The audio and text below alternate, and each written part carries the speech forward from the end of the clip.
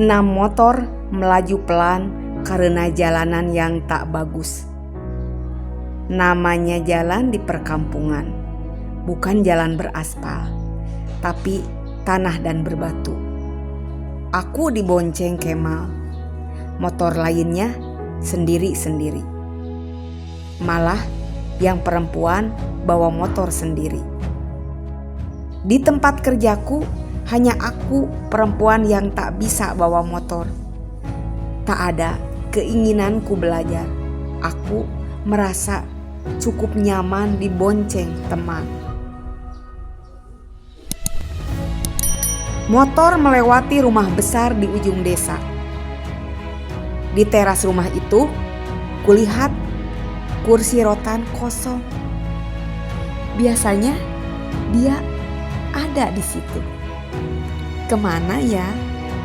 Mungkinkah tengah berada di kota seperti biasanya? Pikirku. Nomor ponselnya juga tak aktif selama seminggu. Rasa khawatir menyelinap hatiku. Setiap melewati rumah itu, hatiku bergetar. Tapi aku berusaha menyembunyikannya dari Kemal. 10 menit berikutnya, kami bertujuh sampai ke tempat yang dituju. Halaman, lebih tepatnya tanah yang seluas lapangan bola, bahkan lebih. Semua motor terparkir di situ. Kami turun dan menuju panggung pendek tak begitu lebar di halaman rumah. Lalu menghampiri kedua mempelai, salaman dan mengucapkan selamat, sebagaimana biasanya kalau kita bersalaman dengan pengantin baru. Perutku tak tahan minta diisi. Maka ketika menuju tempat prasmanan, dengan antusias aku memilih hidangan yang sempat membuatku ngiler. Kita duduk sebelah situ yuk. Lia, teman perempuan, menggamit lenganku. Aku mengiyakan. Tangan sebelahku membawa piring dengan hidangan penuh. Sebelahnya lagi memegang minuman mineral. Aku makan dengan sangat berselera. Meskipun telinga rasanya hampir budak mendengar musik dangdut mengiringi biduan lokal kelas hajatan sedang bernyanyi di atas panggung yang lain. Kulihat pinggulnya bergoyang-goyang. Kusantap hidangan bukan karena lapar, tapi juga karena benar-benar mengundang selera.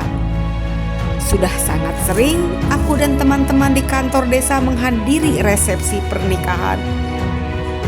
Namun baru kali ini menyantap hidangan yang menggugah selera. Seperti biasanya di resepsi pernikahan lain, namanya di kampung, hidangannya sama sekali tak menarik, baik dari bentuk, warna, apalagi rasa. Nasi yang muruluk, goreng kentang kering kerontang tak menarik, daging ayam kurus tak bernafsu, gulai tanpa daging, atau sop kol tanpa sayuran lainnya, apalagi daging. Begitupun olahan lain yang kurang bumbu. Cuci mulutnya pun hanya pisang. Tumben kau lahap, Widi melirikku. Dia tahu aku paling malas kalau diajak ke resepsi pernikahan di kampung. Selalu terpaksa. Bukannya merasa datang dari kota. Iya, aku baru setahun ini tinggal di sini. Tadinya dari kota, karena ayahku asli sini dan kami punya tanah serta rumah warisan di sini. Makanya kami sekeluarga hijrah kemari ketimbang di kota menempati rumah yang sempit. Lalu Daripada suntuk seharian tinggal di rumah, aku jadi pegawai di kantor desa. Meskipun gajinya kecil, tapi cukup terhibur bisa berkumpul dengan banyak teman. Enak sih, jawabku. Lalu kukunya suapan terakhirku. Yang punya hajatan konon orang kaya di kampung ini. Ayah dari mempelai perempuan seorang pedagang grosir yang paling laris di pasar tradisional. Bahkan memiliki banyak kios sembako. Usahanya terbilang sukses. Selesai makan, kami bertujuh menikmati hiburan dulu. Walau sebenarnya aku tak suka dengan dangdutan dalam bentuk apapun. Aku hanya ingin menghargai teman. Mataku jelalatan mencari seseorang di antara para tamu undangan yang kian bertambah. Bahkan di antara banyaknya penonton. Mungkin dia ada di antara mereka. Namun nihil tak berhasil kutemukan. Rasa rindu menyergap, berusaha kutahan. Ayo kita pulang. Kemal berdiri. Aku pun berdiri. Semua temanku berdiri. Kembali menuju pelaminan, salaman setelah menyelipkan amplop masing-masing dalam gentong yang tersedia. Satu persatu motor mulai melaju. Aku dengan manis duduk di boncengan Kemal. Dari kejauhan, tepat di bawah pohon tua nan rimbun, sosok yang kukenal dan tadi sempat kupikirkan. Dia, pekiku girang. Dadaku bergetar hebat ketika motor melewatinya. Dia melempar senyum ke arah Kemal lalu beralih kepadaku. Tentu saja aku pun membalasnya, tapi berusaha tak peduli. Takut Kemal curiga. Selama ini tak ada teman yang tahu aku sudah memiliki seorang kekasih di kampung ini. Esok harinya di kantor desa ramai membicarakan peristiwa yang menghebohkan. Pemilik hajatan kemarin kemalingan. 2 tolombong uang berhasil digasak maling. Aji dengan semangat menjelaskan. Isi tolombong itu apa? Dahi Dinah mengernyit. Uang kah? Bukan, rongsokan. Sela Agus jengkel. Mendadak yang lain tertawa. Ya uang lah. Aku melirik Dinah. Kataku lagi. Tepatnya amplop berisi uang. Benar. Aji mengangguk. Lalu menjelaskan lagi kejadiannya tepat pukul 3 malam. Sejak tengah malam memang aliran listrik sekampung mati. Semua orang yang berada di rumah besar itu kelelahan setelah sepanjang hari sibuk menyambut tamu dan mengurus ini itu. Disambung malamnya acara ceramah dengan mengundang ajengan terkenal yang tarifnya cukup tinggi. Katanya hampir semua penduduk desa bahkan dari desa lain juga berdatangan ingin menyaksikan.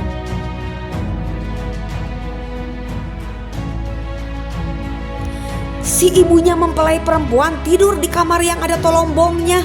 Tolombongnya 2. Yang satu isinya sudah dihitung sekitar 20 juta. Uangnya sudah dikeluarkan dari dalam amplop. Dan tolombong yang satu belum dihitung. Amplopnya hampir 2 kali lipat isi tolombong yang satunya. Diperkirakan 40 juta. Begitu ucap salah satu temanku. Wah, mantap tuh penghasilan sehari. Jarang-jarang ada yang dapat segitu kalau hajatan, kata Lia. Namanya juga di kampung, ya jarang, selaku. Kenapa sampai dapat segitu? Tanya Widi. Karena yang diundang itu banyak banget dari mana-mana. Mungkin dari undangan sekitar kampung kita isi amplopnya tak besar. Tapi kalau undangan sesama pedagang kan beda. Taruhlah satu pasar ngamplop. Kemal menegaskan. Semua yang ada di ruangan manggut-manggut, mengiyakan. Jadi total yang hilang diperkirakan sekitar 60 jutaan. Lanjut Kemal. Wow. Aku terkaget-kaget. Kataku lagi. Semua digasak maling? Ya. Kata Kemal. Aku berdecak. Kupikir malingnya bukan orang jauh, pasti seputar keluarganya. Mungkin saja, tapi bukan tak mungkin orang luar. Kata Dimas yang dari tadi diam baru ikut bicara. Bisa juga, Agus mengiyakan. Namanya rumah yang dipakai hajatan kan banyak orang. Si maling yang lihai tentu pandai beraksi. Dia sudah merencanakan dari sebelumnya. Tapi aku lebih curiga pelakunya orang dekat loh. Mungkin keluarganya sendiri. Kata temanku. Begitu juga yang kupikir. Gak akan orang jauh lah. Pasti orang dekat. Iya pasti keluarganya. Aku ikut bicara dan menegaskan. Lia mengangguk. Begitu juga Widi. Sempat kubayangkan bagaimana sedihnya keluarga mempelai ketika subuh terbangun saat lampu sudah menyala, didapatinya 2 tolombong sudah raib isinya. Padahal tolombong itu tak jauh darinya, malah sampai dipeluknya hingga tertidur. Sampai pukul 11, pengunjung kantor desa dengan berbagai keperluan mulai berkurang. Kami pun kembali membicarakan peristiwa yang menghebohkan warga.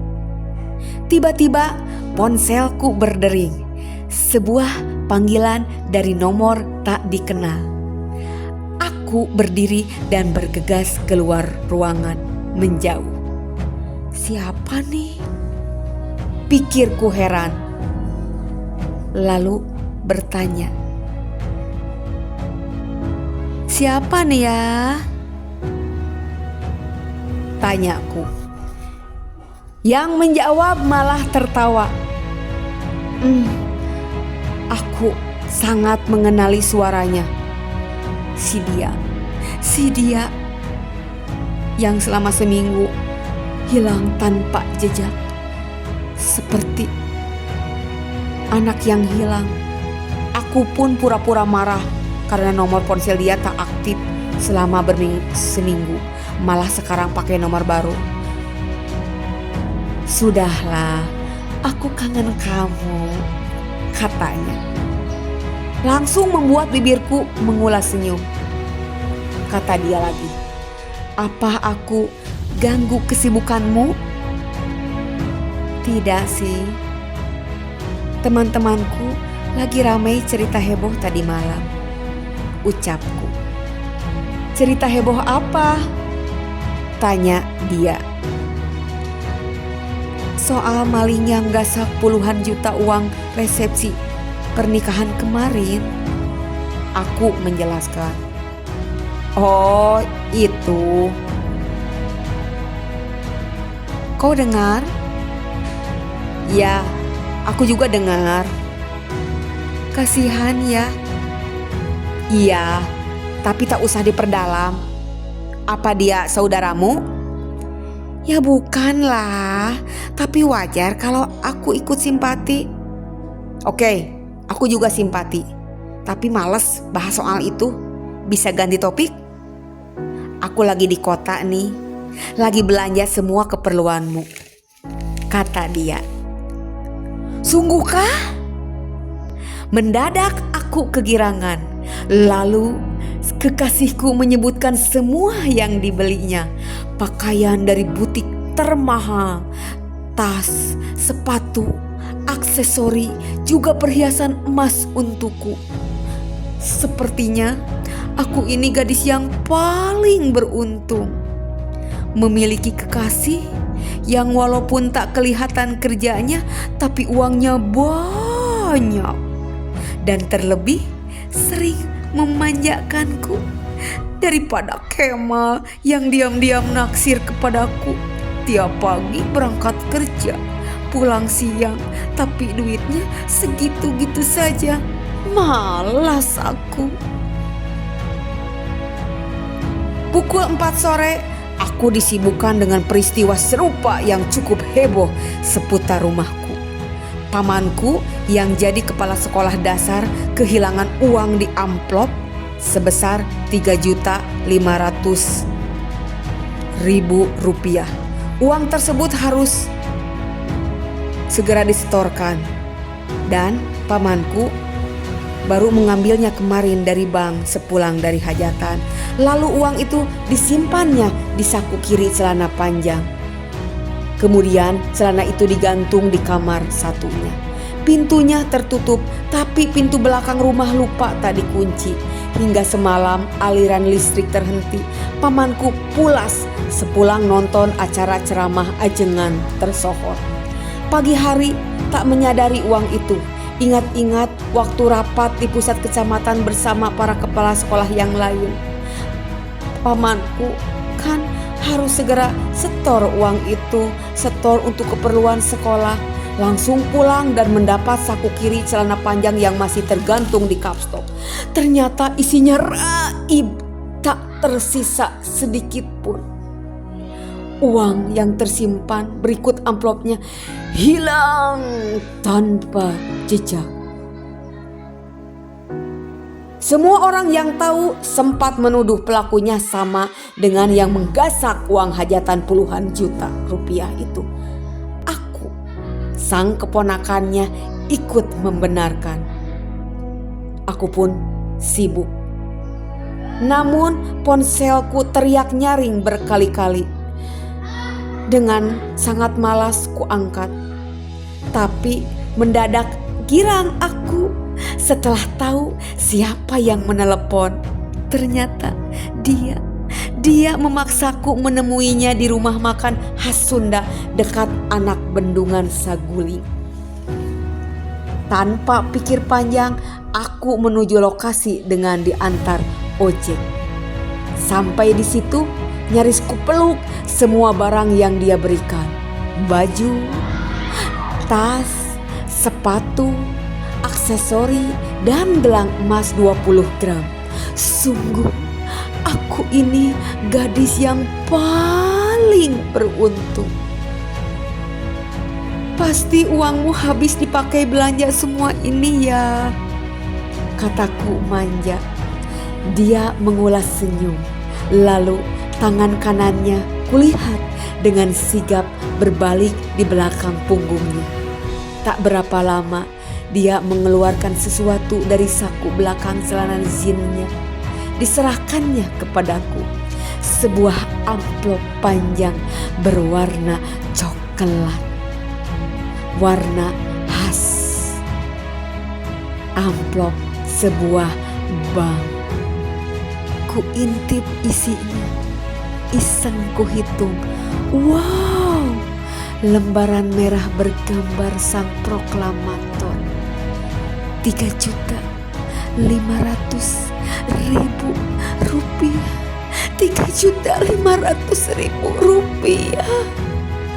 Namun tiba-tiba melintas di benakku wajah pamanku yang lagi kebingungan karena harus mengembalikan uang sekolah yang sudah digondol sang maling. Terima kasih.